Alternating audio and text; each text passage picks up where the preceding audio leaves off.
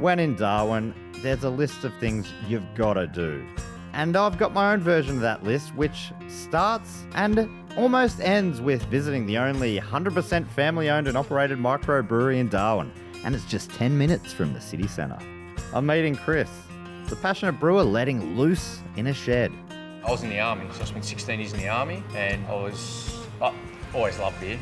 Always. I think everyone that drinks beer, their dream one day is to open a brewery. And I come back from Afghanistan, and 3 days later, my first boy was born. And there was that day I said, I'm never going away again. I said, I'm done. And that's when I started to go, right, where this is actually what I want to do.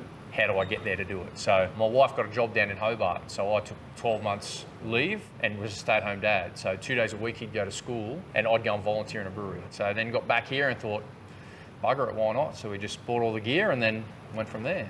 You know, if you don't try, how do you ever know? And I didn't want to wake up one day and go, man, I wish I'd have done that 5 years ago. And so if you're doing something you love, it's not work. It's the best hobby I've ever had.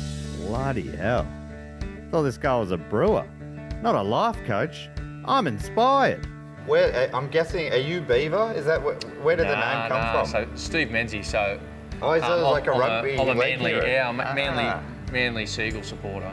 There's got to be no bigger honour in sports than having a brewery named after you. Brewing in Darwin also meant catering to the climate and demographics here.